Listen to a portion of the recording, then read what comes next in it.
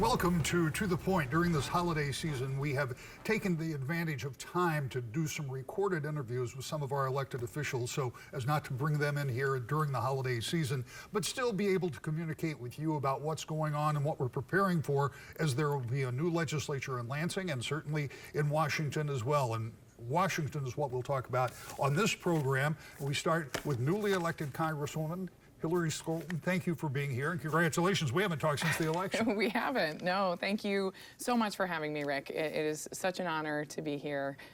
Well, we really appreciate the access, and I want to start with something that I think most people don't know about, and I think will be interesting for folks.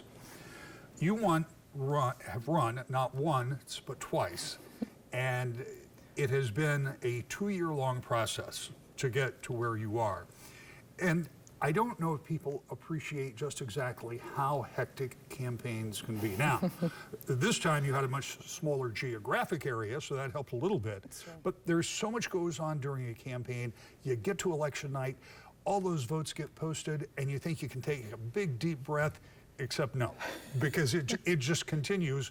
Because you won, all of a sudden you've got this whole litany of things you have to do before January 3rd. So tell me what it's been like for you since election night, because I know it's been fast forward all the time. Yeah, it really has. It's an out of the frying pan into the fire situation for sure. I know a lot of people said, "Oh, I hope you take a vacation right after the campaign." Well, you did take a trip. We took a trip, but 72 hours later, they have you on a plane heading out to Washington, D.C. for new member orientation.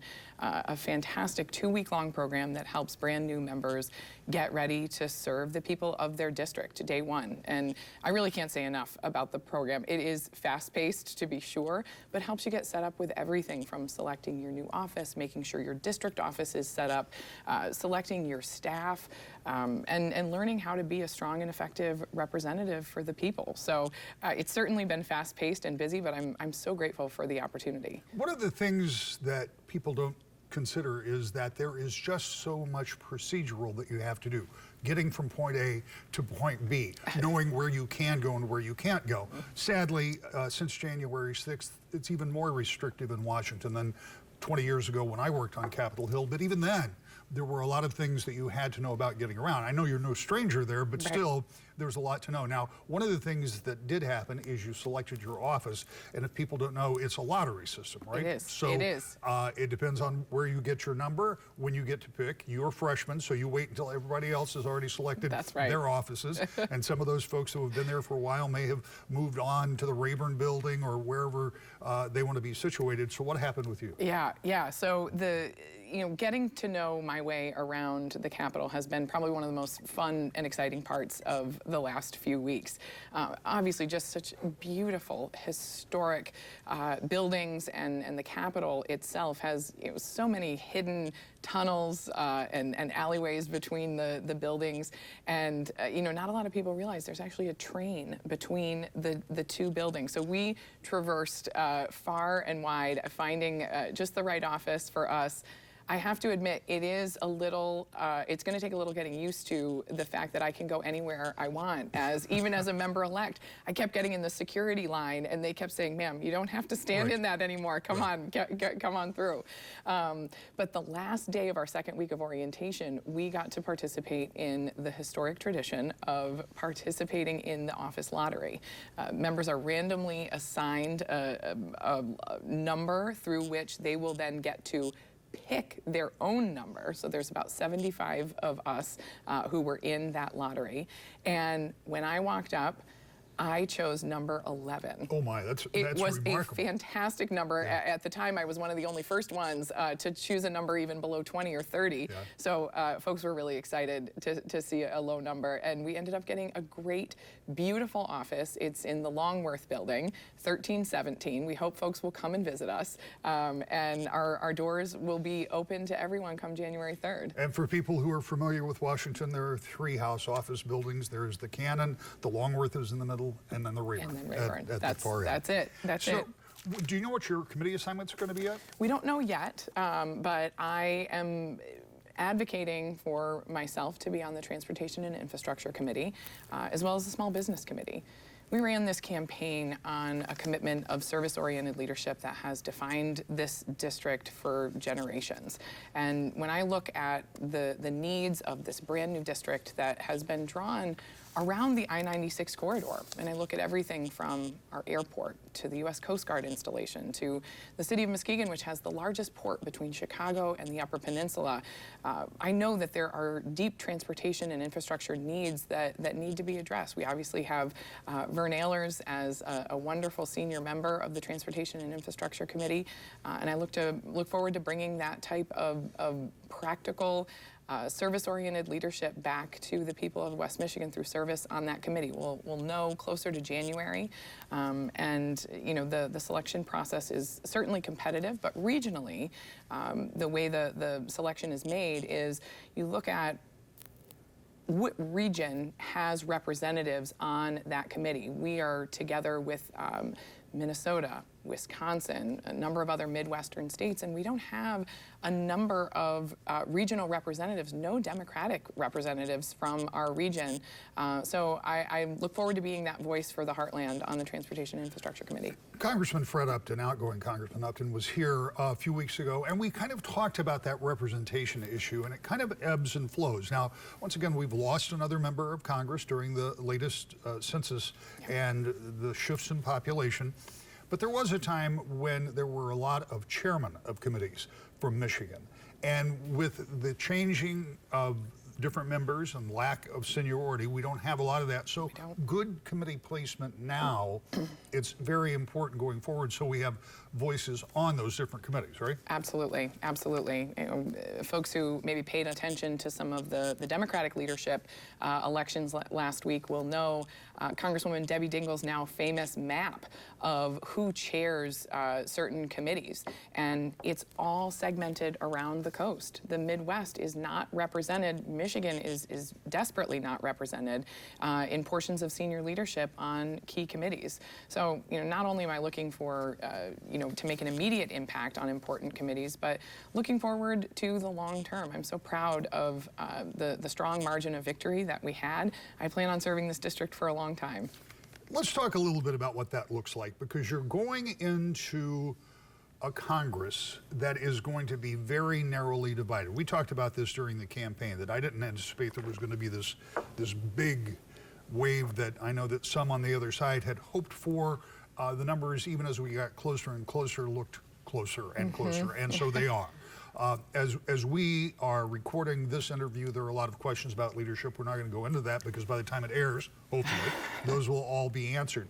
But no matter what, Republicans are going to be in the majority, but it's not a governing majority. It is a numeric majority, and to keep 218 together is a big task when you don't have many to spare.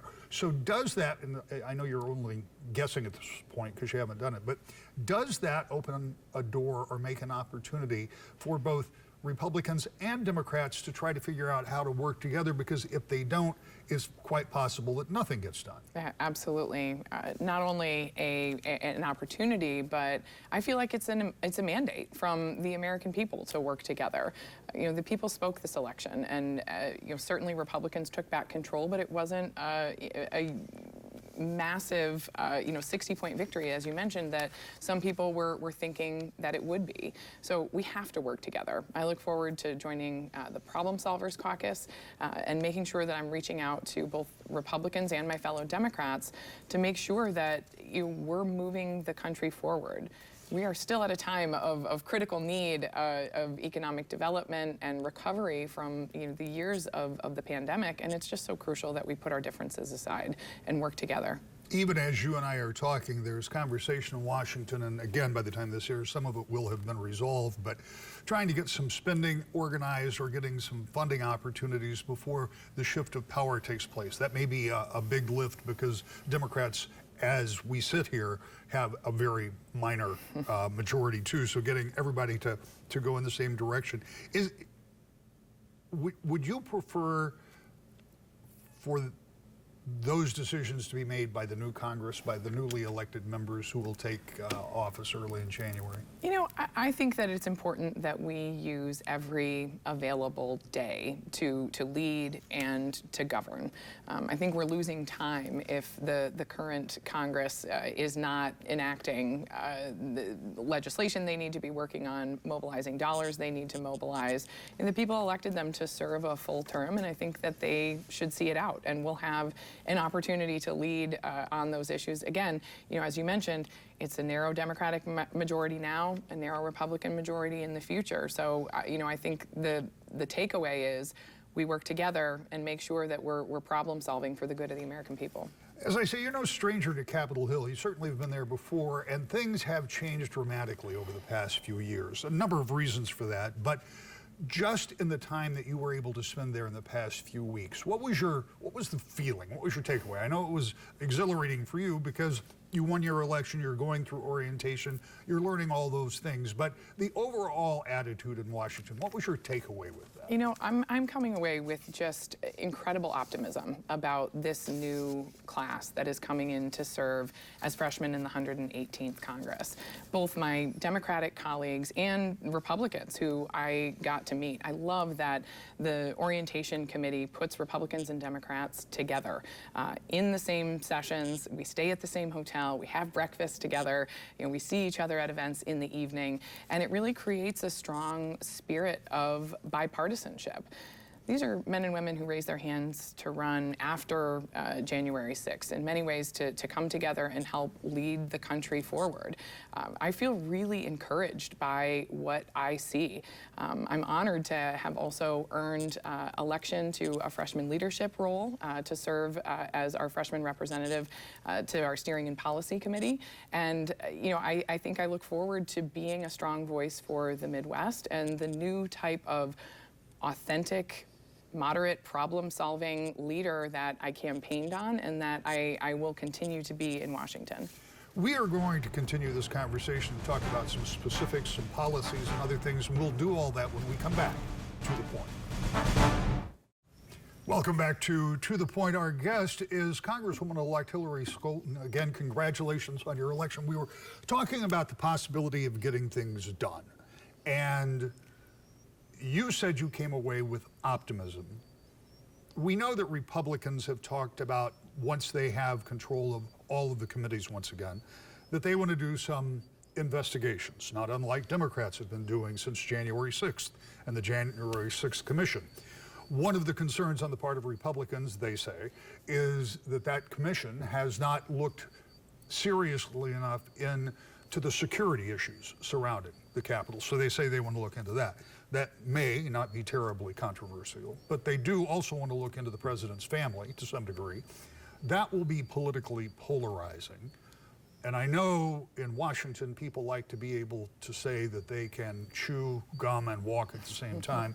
But sometimes when these things get started, they do create an environment that makes it more difficult to get things done. Does that concern you as Republicans get ready to take over leadership? It certainly does. You know, I think there are so many things that we need to be focused on right now when it comes to delivering for the American people.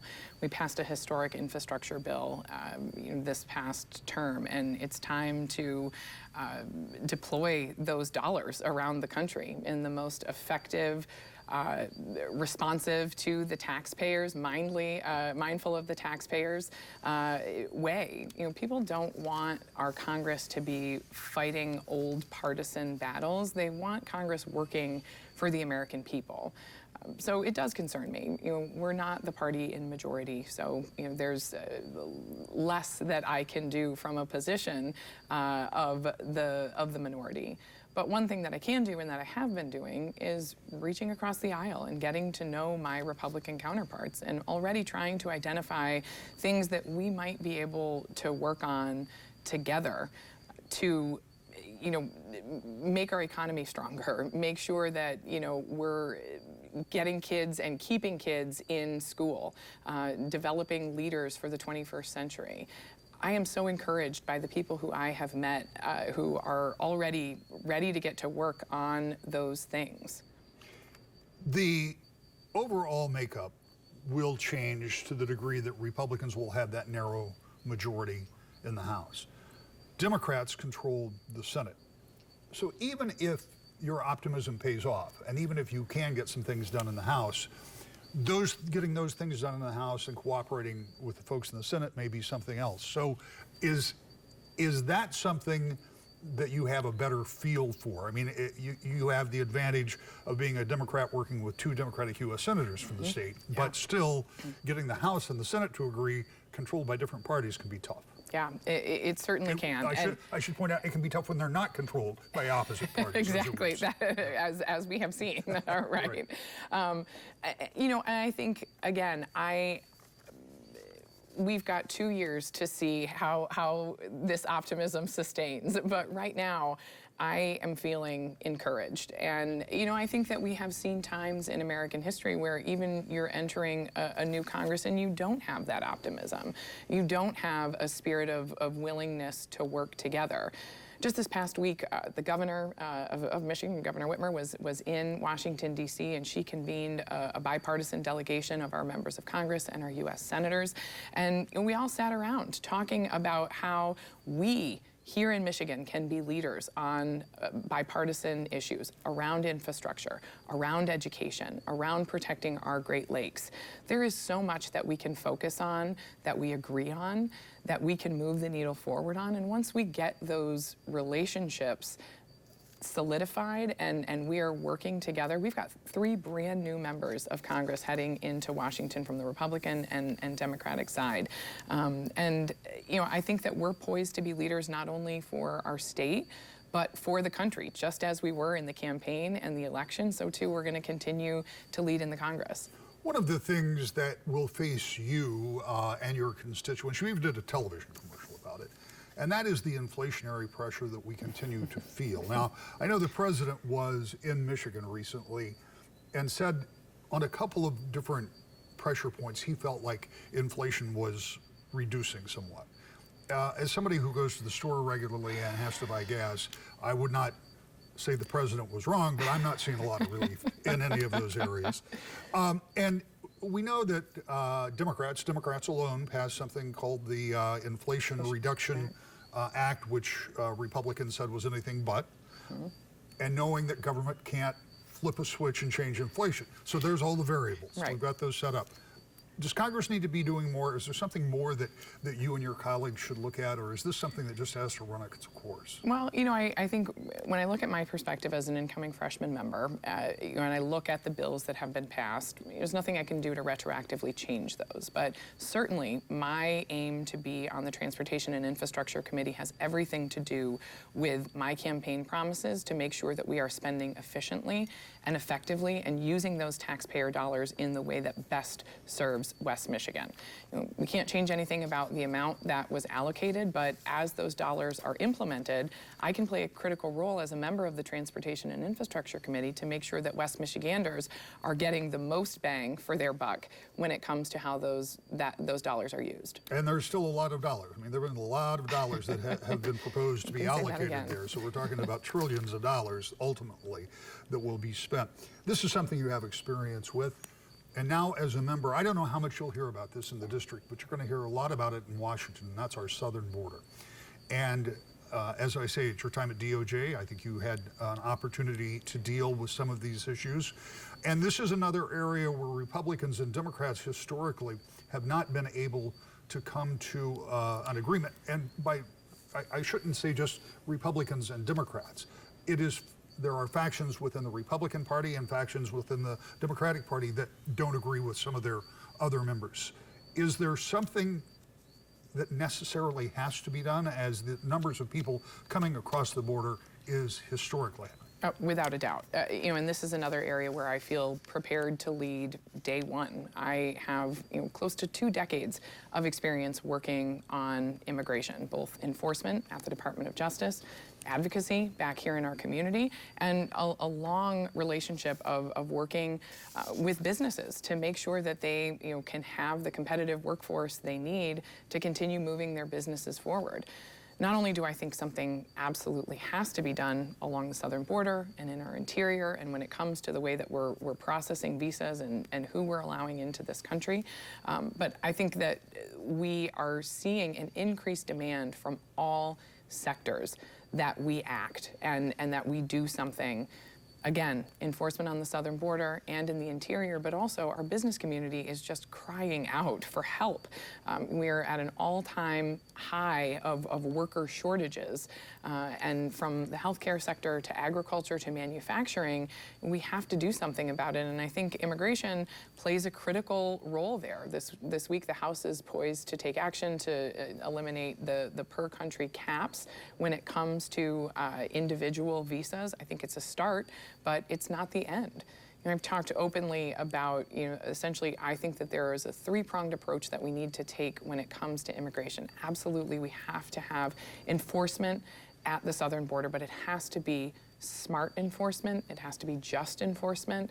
We can uphold the rule of law and hold true to our identity as a nation of immigrants and do that with compassion and integrity. We can work with sending countries to make sure that we're limiting the number of individuals who seek to come to the United States every single year, so that we have viable places to live around the country, not only when it comes to war and economic deprivation, but increasingly environmental migrants are, a number one source of humanitarian migration around the world. So, addressing climate change as a number one issue is a top priority. And then finally, working in lockstep with the business community and learning where we need to increase, not decrease, the number of visas that are available for talented individuals that are ready to come to the United States and help us build a better country. You will correct me if I'm wrong, but I feel a disconnect between perhaps a number of the people who are coming across our borders for all of the reasons that you listed and the ability to place them in some of the sectors that you talked about. I mean, my feeling is, without knowing and being down on the border, that many of these folks don't have the skills to fit into the positions you're talking about. There is no doubt that there is not a systemic process for identifying, who is ready and able to come here and the visas that we have available for them. Humanitarian visas and asylum, we have international commitments that we have to uphold. But that doesn't mean that every single person that wants to come to the United States is able or allowed to be let in. We have international standards on these things. And I think that we need to make sure that we have the resources at the southern border to do that type of assessment, both on the ground, but also that's where, the other prong that I'm talking about, where we're working with the sending countries to make sure that individuals, have opportunities in their home. They're not being forced out of their home by war or environmental factors. We are part of a larger world community, and it's essential that we play our role in dialogue and collaboration when it comes to who is leaving and who's coming to the United States. We've got about 30 seconds left, and I'm not going to continue to question you because I was going to talk about some of your other priorities, and we don't have time for it. But in that 30 or so seconds, I'll come back. I'll come back. and I look forward to that. What are you looking forward to this holiday? Do you get a chance to step back for a minute? I am looking forward to Christmas morning with my boys, making pancakes, opening presents, staying in our PJs till noon. Well, thank you very much for coming. We appreciate it. We'll look forward to seeing you again. We'll be back in just a moment. To the point. That's the show for this week. As we near the end of the year and many of you celebrate during the holidays, we'd like to take a moment to thank you for watching and wish you all the best in a new year that will see a lot of political change in Washington and in Lansing, and we'll be here to cover it all to the point.